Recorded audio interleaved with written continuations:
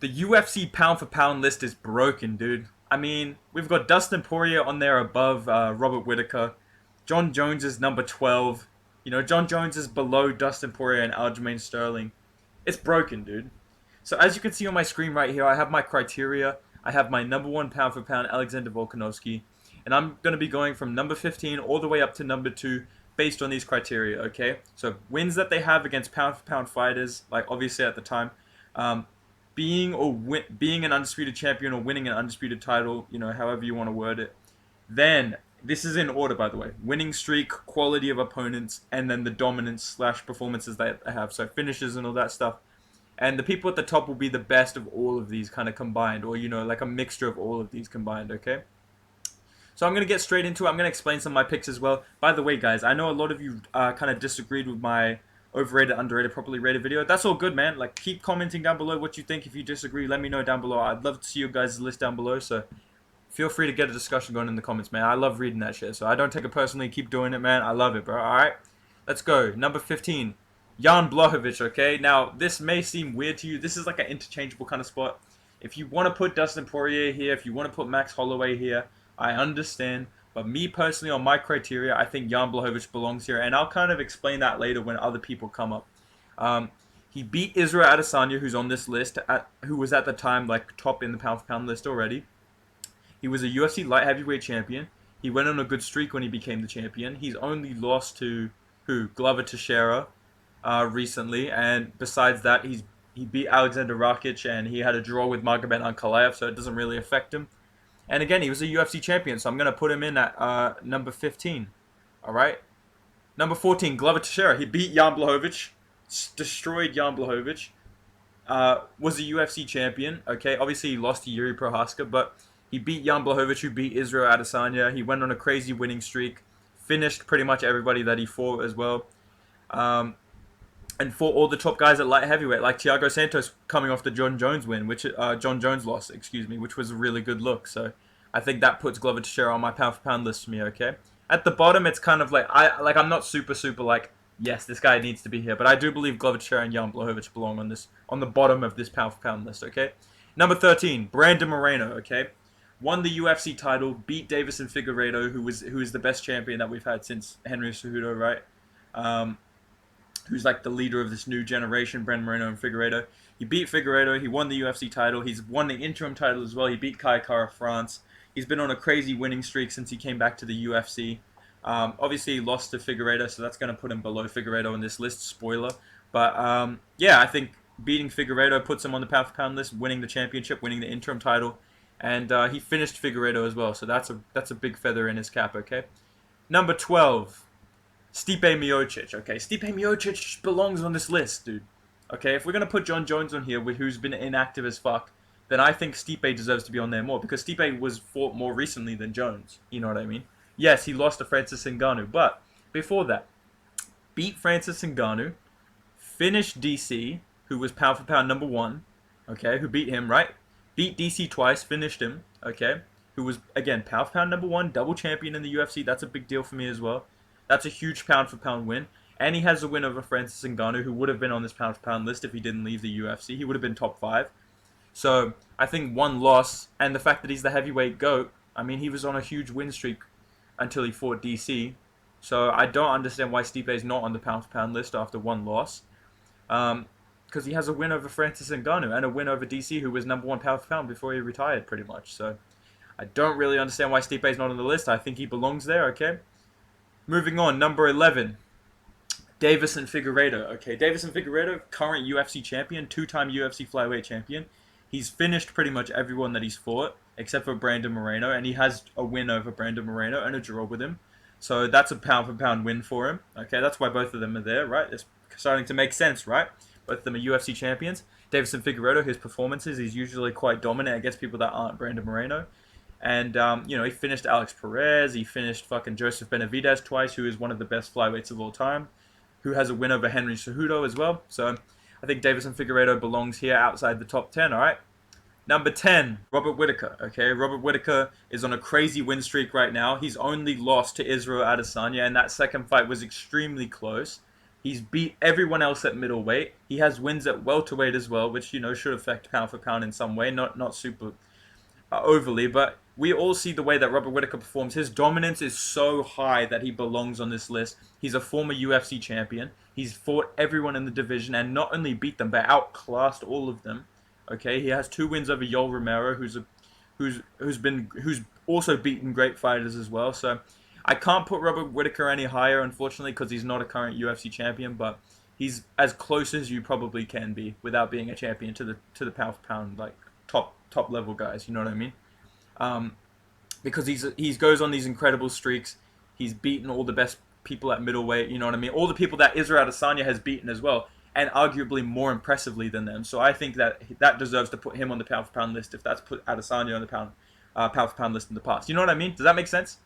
Israel Adesanya beat all those guys and ended up pound for pound with those title defenses. Robert Whittaker beat all those guys as well, and arguably beat all of them way better than Izzy did. So I think you have to take that into account, the quality of the opponents, the winning streak that he's on, and how dominant he's been against them, okay? His losses to Izzy puts him like top 10. That's his max right now. If he beats Izzy or he beats Pereira, then I think he can jump up again. So he's just missing those pound for pound wins at the moment, okay? And he doesn't have title defenses, so... Number 9, Yuri Prohaska, okay? Beat Glover Teixeira, okay? Who was a pretty good light heavyweight champion because he smashed Jan Blachowicz, who has a win over Israel Adesanya. It kind of carries, you know what I mean? It's all about the quality of your opponents, who you've beat. Yuri Prohaska is on a winning streak. He only has 3 wins in the UFC, so I can't really put him higher than some of these guys up here. And I'll get to that in a bit. But, he's knocked out or finished. I think he's finished everyone in the UFC completely, like, destroyed Dominic Reyes, destroyed Volkan Oezdemir, both of which have fought for the belt multiple times. So that puts him up there for me. And the fact that he beat Glover Teixeira, who's a pound for pound fighter in my opinion. So that puts him top 9 for me. And he's a current UFC champion. I know he vacated the belt. So if you want to put Robert Whittaker above him because of that, I guess that makes sense. But he hasn't lost. So right now I have to put him at number 9, okay? Number 8. Aljamain Sterling, alright? Put down your pitchforks, alright? Relax, okay? Relax, calm down. Okay, calm down. Alright, relax. I'm not saying he's... Look, Aljamain Sterling beat TJ Dillashaw, who I believe was on the pound for pound list after he beat Corey Sandhagen again. I don't see why he wouldn't have been. Because, you know what I mean? He lost to Henry Cejudo, but before that he was bantamweight champion and one of the best bantamweight champions of all time. That's a huge deal for him. He's a current UFC champion with title defenses. See how now we're going up to where he has title defenses? These other guys don't have title defenses, so that's why he's above them. Okay, he finished TJ Dillashaw. I know there was an injury there. Okay, he beat Peter Yan, who's also pound for pound. Finished Corey Sandhagen in 1 round in like a minute. That's a huge deal as well because Corey Sandhagen's an elite bantamweight. He's a very very tough challenge. Even for Peter Yan, he was a tough challenge. So I think that puts Aljamain Sterling above Yuri Prohaska with title defenses and above all these other guys with the competition that he's beat. And the fact that he's a defending UFC champion. So that's my opinion on Aljamain Sterling. This is probably going to be a contentious one. All right. Number 7. This is where it gets very, very this is the top of the pack. Okay. Alex Pereira. He has 3 wins in the UFC, or 4 wins in the UFC. Sorry. 3 finishes. 1 decision to Bruno Silva. He's only beat ranked opponents Sean Strickland and Israel Adesanya. Now, beating Israel Adesanya, who was pound for pound like top 2 or top 3, that's a huge deal. So that's obviously going to put him in the top 10 because he finished Israel Adesanya as well. He's on a 4-fight winning streak. He's a UFC champion. He beat Israel Adesanya, who was pound for pound top 5, and still is, in my opinion. And he finished Israel Adesanya. He finished Sean Strickland in a round. So he proved that he's better than some of these guys that are ranked. You know what I mean? So I think that puts Alex Pereira in the top 7 for me, but I can't really put him any higher until he beats Israel Adesanya again or he beats Robert Whittaker or someone like that. He just needs more wins. He just needs more performances in the UFC that show that he's above these other middleweights. So he just needs more ranked wins, in my opinion. All right. Number 6, Charles Oliveira. Charles Oliveira was on an 11-fight winning streak, I believe. 11 or 12. Beat Dustin Poirier, who was pound for pound. Sorry, excuse me. He beat Dustin Poirier, who was pound for pound. He finished Dustin Poirier. He finished Justin Gaethje. He finished Kevin Lee. He finished pretty much most of his opponents on the way up. I think he finished everybody. He was on a fucking crazy streak. He finished all these guys. Finished Michael Chandler as well, way more impressively than Dustin Poirier did. Justin Gaethje couldn't do it. He finished Gaethje in a round, which no one else has done. So Charles Oliveira's dominance was crazy. He won the UFC title. He defended it against the best guys, especially Dustin Poirier, who was pound for pound, who does have great wins. So that really puts Charles Oliveira up for me. Unfortunately, he lost Islam Makhachev, so that's dropped him down a bit. But otherwise, you look at his resume. He has pound for pound wins. He has title defenses. He has title wins. He's beat all the best guys at lightweight already. He still has a good chance to beat more like good guys at lightweight. He's only lost to Islam recently. And he finished pretty much everyone. He finished everyone in his title career. So I think that's a huge, huge markup for Oliveira, and he belongs right here at this 6 and 5 spot. All right. Number 5, Israel Adesanya. Just has so many title defenses. He beat Robert Whittaker twice, regardless of what you think of that second fight. That's huge for his legacy, because Robert Whittaker is one of the pound-for-pound best fighters in the UFC, and he beat him twice, and he finished him the first time. So that's huge for him. He has wins over everyone that Robert Whittaker's beat, pretty much. Israel Adesanya has beat, and not as dominantly, but I would say more conclusively. I don't know how to explain it. Like, Robert Whittaker, I can't really say more conclusively, but you know what I mean. Like, he shut them out pretty much. Obviously, that loss to Alex Pereira has kind of dropped him down from top 3, in my opinion. He's number 5, but he's still... You look at his UFC career, he's only lost to Jan Blachowicz, which does put Jan Blachowicz in my pound-for-pound list, but won the UFC belt, defended it so many times, never really had close fights except for Robert Whittaker, and he lost to Jan Blachowicz and lost to Alex Pereira. But otherwise, I mean, you can see Israel Adesanya just off those title defenses belongs in the top 5 in my opinion. But if he loses to Alex Pereira again, then I think Alex will bump up. I think Robert will bump up. I think a lot of guys will bump up, and Israel will end up kind of like number 7, number 8, maybe still above Aljo. Fuck Aljo. I like Aljo. I'm just kidding. All right. Number 4. Islam Makhachev. Now, Islam Makhachev's quality of opponents really makes it hard for me to put him number 2. I don't know why he's number 2. I understand that he completely, like very much dominantly beat Charles Oliveira. So that's huge for him. Okay, he beat Charles Oliveira, who was a pound-for-pound top 3 fighter, in my opinion, before that fight. Finished him dominantly. Didn't really have a bad moment in that fight. Has finished pretty much most of the guys on the way up, you know what I mean? Ranked guys as well, not the best competition, not the opponents that Charles Oliveira has beat, but he's shown that he's on that level, if not a level above. So I think when you look at his dominance against these guys, the fact that he just dominated Charles Oliveira to the point where we don't even want an immediate rematch, and the fact that he's a UFC champion and it's really hard to pick anyone who could beat him, we all know how good Islam is. So I think if he gets a better resume, if he beats Alexander Volkanovski, then I believe he deserves to be the pound-for-pound best fighter in the UFC. But right now, do I think he's number 2? No, I do not, okay? He's on a crazy win streak, I understand that. But his opposition just hasn't been the best. So I can't really put him above these 2 guys up here, okay? Number 3, Kamaru Usman, okay? Kamaru Usman.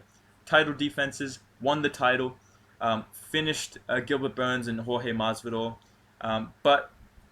you know, it's weird because the Colby Covington wins, I really value those.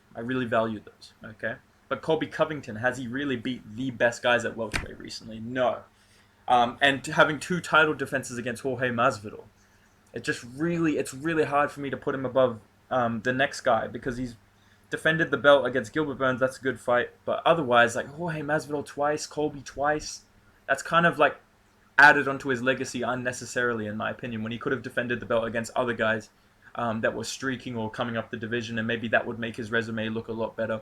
But even still, you know, he finished Masvidal, he finished Burns, he beat Colby, finished Colby the first time, so I think he definitely deserves to be up here, and he's only lost in the UFC to Leon Edwards. That's it. He's only lost to Leon Edwards, and he was about to tie Anderson Silva for most consecutive wins in UFC history. So when you look at his winning streak, you look at the fact that he's dominated pretty much everyone he's fought, except for Colby, and even then he's finished Colby. He was a UFC champion for such a long time. He beat Tyron Woodley, who was pound for pound at the time as well. And he's defended the title so many times and had pound for pound wins, like I said, over Tyron Woodley. And I think Colby Covington at one point belonged on there. So it's really hard for me to not put Kamaru Usman top 3, even after that loss to Leon Edwards. And speaking of, number 2, Leon Rocky Edwards. Okay. Just think about it like this. Pound for pound wins. Who did he beat in the pound for pound? Kamaru Usman, who was fucking pound for pound number 1. That has to put you up top 3 instantly. If you beat number 1, you deserve to be up in the top 3. That's my opinion. If Israel Adesanya was ranked number 1 when Pereira beat him, then I think Israel Adesanya would be where Usman is, and Pereira would be where Edwards is. Or maybe he would be where Islam is. You know what I mean? He'd be top 5. He'd be top 5 in my opinion. bare minimum he'd be top 5. So I think Leon Edwards, the fact that he's on like a 10-fight, 11-fight winning streak, and pretty much dominated everyone on the way up. I know it's boring, but he completely, like, he shut down RDA. You know what I mean? Same thing that Usman has done. You know what I mean? Um, Shut down Nate Diaz, who's not a pound for pound great fighter, but I mean, he completely fucking outclassed Nate Diaz for like 99% of that fight. But no one remembers that because he got rocked at the end, which is a bad look. But then to finish Kamaru Usman, like stone cold finish Kamaru Usman, who was the pound for pound #1 at the time. People were talking about him being like the GOAT of the sport. You have to give Leon Edwards that because he's on a crazy winning streak. He's fought more ranked guys than like fucking Colby Covington has, you know what I mean? And even Jorge Masvidal has. We all know how good Leon is. He has a win over the pound for pound GOAT at the time. He's a UFC champion. Okay, hasn't defended the belt, but again, it's Kamaru Usman that he beat. I have to put him up there.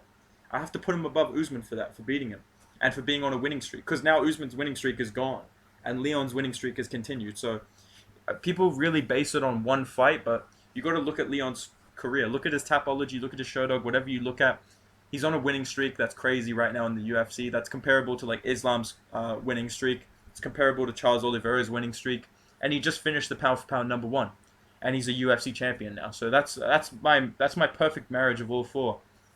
To make him #2. Obviously, if he loses to Usman, he's going to drop down a bit. But I don't even think he should drop down that much, honestly, because, again, he finished Usman. So that's just a huge, huge feather in the cap on top of a crazy winning streak and great performances throughout his career. So, #1, Alexander Volkanovski. Do I have to explain this? I'm doing like Donald Trump hand movements right now because I'm thinking about this, dude. I don't have to explain this. He beat Max Holloway 3 times, who was pound for pound top 5 when he first fought him. You know what I mean? He beat Jose Aldo. You know what I mean? He's beat Jose Aldo. He's beat Chad Mendes. He's beat Brian Ortega. He's beat Korean Zombie. All these great guys at featherweight that people consider some of the best featherweights of all time. And Max Holloway 3 times. And the last time he fucking completely outclassed Max Holloway. He didn't lose a round all last year in any of his fights. So that's the dominant. That's the performance. He's on a winning streak. I think he's on like a 20-something fight winning streak in his whole career. Not to mention his UFC career. So the quality of opponents, the winning streak is there. He's a UFC champion with title defenses. He's looked unstoppable. People think he could beat Islam Makhachev. I think he could, but I don't think he will. But I think he could. That's how good he is. So he's had the pound for pound wins. He's beat all the greats at featherweight. He's a UFC champion, the most dominant champion right now in the UFC. And he's beat all the best guys. So I don't know how anyone could put anyone above Alexander Volkanovski at pound for pound. And I think it's time to start talking about Alexander Volkanovski as the all-time featherweight GOAT and one of the all-time greatest fighters ever, period. So that's my pound for pound list. Do you agree? Do you disagree? Comment down below what you think. Make sure you drop a like if you enjoyed this video. All right, boys, I've got plenty more coming this week. Make sure you subscribe as well, boys. Go follow me on Instagram as well, at Bedtime MMA, bro. I'll be posting stuff about my fight soon, so make sure you go check that out as well, boys. All right, appreciate you. Thank you for watching, boys. Have a good one. Goodbye.